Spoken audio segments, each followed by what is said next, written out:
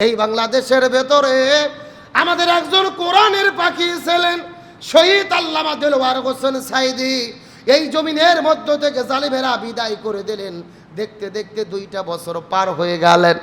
অর্ধশত বছর ধরে কোরআনের মাহফিলে যিনি আলোচনা করেছে, তার হাতে কালেমা পড়ে হাজারো মানুষ কালেমা পড়ে পড়ে পড়ে পড়ে এই দুনিয়ার মধ্যে মুসলমান হয়েছিলেন। ওই আল্লামা সাইদিকে জেলের মধ্যে বন্দী করার পরে জালেমেরা প্রস্তাব দিয়েছিল, আপনাকে জেল থেকে মুক্ত করে দেওয়া হবে, রাজাকারের ট্যাগ আপনার কাছ থেকে কেটে নেওয়া হবে, আপনি যেই আন্দোলন করেন, আপনি যেই দল করেন, যেই রাজনীতি করেন, এই রাজনীতিটা যদি আপনি ছেড়ে দেন মুক্ত করে দেওয়া হবে। আল্লামা সাইদি রাজনীতি ছাড়ে নাই, ইমানের পথে বিচল ছিল। তাকে প্রস্তাব দেওয়া হয়েছিল, এই দুনিয়ার মধ্যে আপনি কোন সম্মানিত জায়গা চান, সেই জায়গাটা আপনাকে দেওয়া হবে, প্রয়োজন ইসলামী ফাউন্ডেশনের চেয়ারম্যান আপনাকে করা হবে, তবে খবরদার রাজনীতি করতে পারবেন না। আল্লামা সাইদি আপোষ করে নাই, যার কারণে জেলে বন্দী করলেন।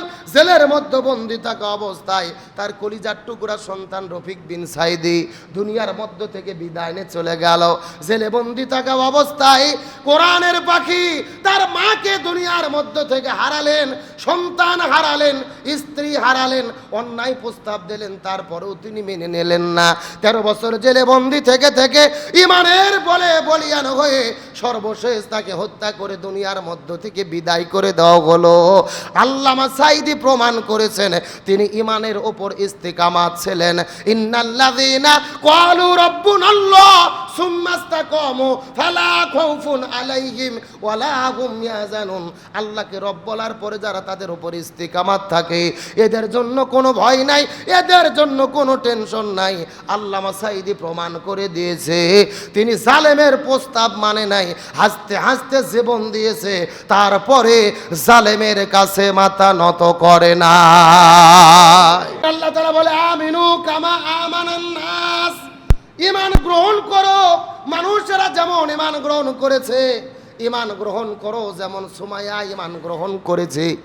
এর ব্যাখ্যা ঈমান গ্রহণ করো যেমন আম্মার ঈমান গ্রহণ করেছে। সুমাইয়ার কথা শোনার পরে আম্মার রাদিয়াল্লাহু তাআলা আবু জেলকে ডাকতে বলে, জালেমার বাচ্চারা কখনোই কালেমা ছাড়বো না। এই কথা বলার পরে আম্মারের চোখের সামনে তার মা সুমাইয়ার শরীরের মধ্য থেকে কাপড় চোপড়গুলো সব কিছু টেনে গেছে, খুলে ফেলা হলো, তার পুরো শরীরটাকে উলঙ্গ করে ফেলে দেওয়া হলো। যুবক একটা ছেলের সামনে তার মায়ের পুরো শরীর উলঙ্গ করে ফেললেন, কাপড় চোপড়গুলো খুলে ফেললেন। আম্মার রাদিয়াল্লাহু তাআলা লজ্জায় তার চোখটা বন্ধ করে ফেললেন। নিজ দিকে চোখ দিয়ে আছে, তারপরও কালেমা ছাড়ে না। চোখের সামনে আম্মারের মাকে অত্যাচার নির্যাতন করা শুরু হলেন। অনেক দূর থেকে বর্ষা নিক্ষেপ করা শুরু করলেন। হযরতে সুমাইয়া কালেমা ছাড়ে না, তার ছেলে আম্মারও কালেমা ছাড়ে না। সর্বশেষ সুমাইয়াকে মরুভূমির মধ্যে ছেড়ে দিয়ে, মরুভূমির মধ্যে শোয়া দিয়া হাত পায়ের মধ্যে পেরেক মেরে দেওয়ার পরে একটা বর্ষা বের করার পরে সুমাইয়ার লজ্জাস্থানের ভেতরে এই বর্ষা দেয়া ঘাত করতে করতে সুমাইয়া রাদিয়াল্লাহু তাআলাকে দুনিয়ার মধ্য থেকে বিদায় করে দিলেন। ইসলামের প্রথম শহীদ, মহিলা শহীদ আমাদের মা হযরতে সুমাইয়া রাদিয়াল্লাহু তাআলা আনহা এই দুনিয়ার মধ্য থেকে বিদায় নিয়ে চলে গেলেন। আর আম্মারকে ডাক দিয়ে বললেন, এ আম্মার, খবরদার খবরদার কালেমা ছেড়ো না, আমি দুনিয়ার মধ্য থেকে বিদায় নিয়ে চলে যাচ্ছি। এই বিদায় শেষ বিদায় নয়, আমি বিদায় নিতে নিতে আল্লাহর জান্নাতের ঘ্রাণ পেয়ে যাচ্ছি। চিৎকার করে বলেন না আল্লাহু আকবার। এই জন্য আল্লাহর কোরআন বলেন আমিনু কামা আমানান নাস, তোমরা ঈমান গ্রহণ করো যেমন করে সাহাবীরা ঈমান গ্রহণ করেছিলেন। সুমাইয়া রাদিয়াল্লাহু তাআলা তার সন্তানকে বিদায় হতে দেখলেন, সন্তান মাকে বিদায় হতে দেখলেন, এই দুনিয়ার মধ্য থেকে বিদায় নিয়ে চলে গেলেন। কিন্তু তারপরেও তারা কালেমা ছাড়লেন না, ঈমান ছাড়লেন না। তার মানে বোঝা গেল ঈমানের বলে যারা বলিয়ান হয়ে এই দুনিয়ার মধ্য থেকে হাসতে হাসতে বিদায় নিয়ে চলে যায়, এরা মরে যায় না। এই মানুষগুলোদেরকে জান্নাতের মেহমান বানায়া দেয় কি? এই জন্য ইমানদার ব্যক্তিদেরকে অন্যায় আপোষ করে কোনো লাভ হবে না। ইমানদার ব্যক্তিদেরকে ইসলাম বিরোধী প্রস্তাব দিয়ে কোনো লাভ হবে না। ইমানের পথ অবিচল থাকবেন, ইমানের পথেই তারা টিকে থাকবেন। এই বাংলাদেশের ভেতরে আমাদের একজন কোরআনের পাখি ছিলেন শহীদ আল্লামা দেলোয়ার হোসেন সাইদি। এই জমিনের মধ্য থেকে জালিমেরা বিদায় করে দিলেন। দেখতে দেখতে 2টা বছর পার হয়ে গেলেন। অর্ধশত বছর ধরে কোরআনের মাহফিলে যিনি আলোচনা করেছে, তার হাতে কালেমা পড়ে হাজারো মানুষ কালেমা পড়ে পড়ে পড়ে পড়ে এই দুনিয়ার মধ্যে মুসলমান হয়েছিলেন। ওই আল্লামা সাইদিকে জেলের মধ্যে বন্দি করার পরে জালেমেরা প্রস্তাব দিয়েছিল, আপনাকে জেল থেকে মুক্ত করে দেওয়া হবে, রাজাকারের ট্যাগ আপনার কাছ থেকে কেটে নেওয়া হবে, আপনি যেই আন্দোলন করেন, আপনি যেই দল করেন, যেই রাজনীতি করেন, এই রাজনীতিটা যদি আপনি ছেড়ে দেন মুক্ত করে দেওয়া হবে। আল্লামা সাইদি রাজনীতি ছাড়ে নাই, ইমানের পথে বিচল ছিল। তাকে প্রস্তাব দেওয়া হয়েছিল, এই দুনিয়ার মধ্যে আপনি কোন সম্মানিত জায়গা চান, সেই জায়গাটা আপনাকে দেওয়া হবে, প্রয়োজন ইসলামী ফাউন্ডেশনের চেয়ারম্যান আপনাকে করা হবে, তবে খবরদার রাজনীতি করতে পারবেন না। আল্লামা সাইদি আপোষ করে নাই, যার কারণে জেলে বন্দি করলেন। জেলের মধ্যে বন্দি থাকা অবস্থায় তার কলিজার টুকরা সন্তান রফিক বিন সাইদি দুনিয়ার মধ্য থেকে বিদায় নিয়ে চলে গেল। জেলে বন্দি থাকা অবস্থায় কোরআনের পাখি তার মাকে দুনিয়ার মধ্য থেকে হারালেন, সন্তান হারালেন, স্ত্রী হারালেন, অন্যায় প্রস্তাব দিলেন, তারপরেও তিনি মেনে নিলেন না। 13 বছর জেলে বন্দি থেকে থেকে ইমানের বলে বলিয়ান হয়ে সর্বশেষ তাকে হত্যা করে দুনিয়ার মধ্য থেকে বিদায় করে দেওয়া হলো। আল্লামা সাইদি প্রমাণ করেছেন তিনি ইমানের ওপর ইস্তিকামাত ছিলেন। ইন্নাল্লাযীনা ক্বালু রাব্বুনাল্লাহ সুম্মা ইসতাকামু ফালা খাউফুন আলাইহিম ওয়ালা হুম ইয়াহজানুন।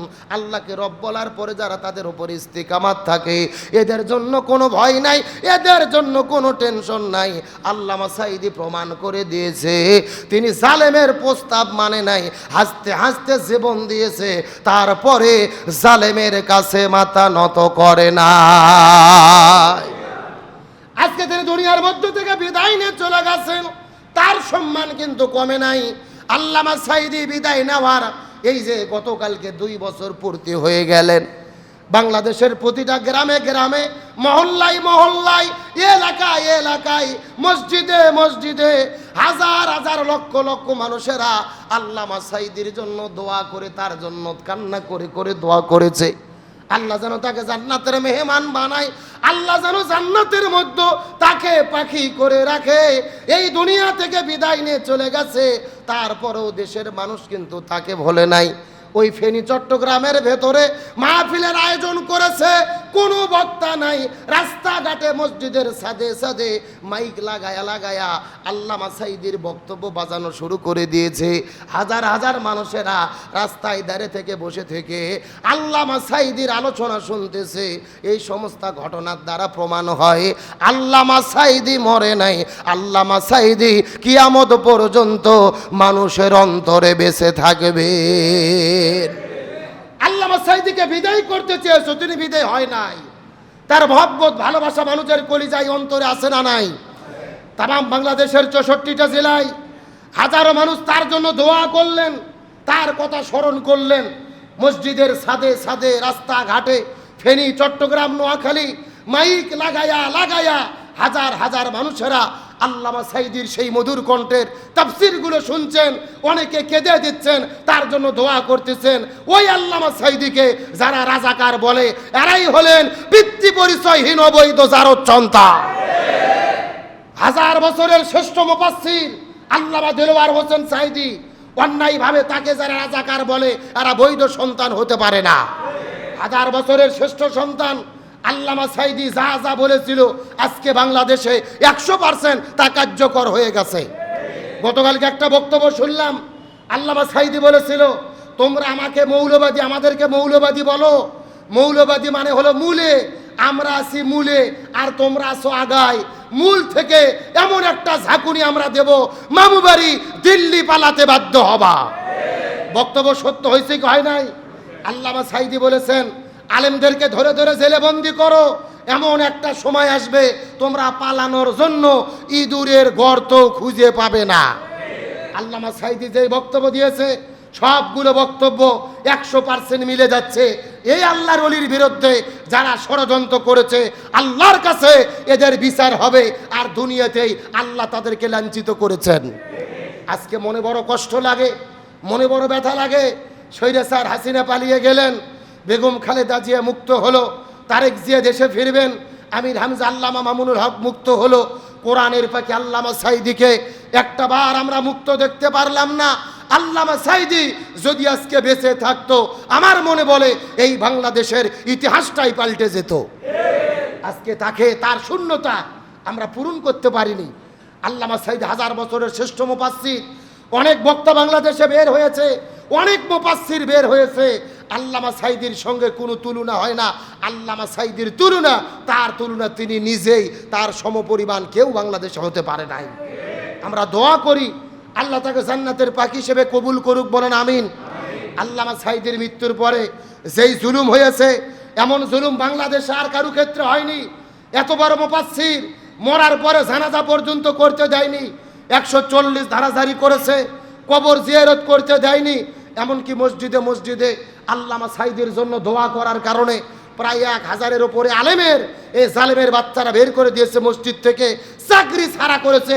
আমার মনে বলে পৃথিবীর ইতিহাসে এমন জুলুম আর কখনো কোনো আলেমের মৃত্যুর পরে জাতি দেখে নাই। আমার মনে বলে এই যে হাসিনা পালিয়ে গেছে, আল্লামা সাইদির লাশের সঙ্গে, তার সঙ্গে তারা যেই বেদবি করেছে, এই বেদবির কর্মফলই আল্লাহ 1 বছর না ফিরে আসতেই তাদেরকে দিয়েছে। আল্লাহ সব সহ্য করে, আলেমদের সঙ্গে বেদবি সহ্য করে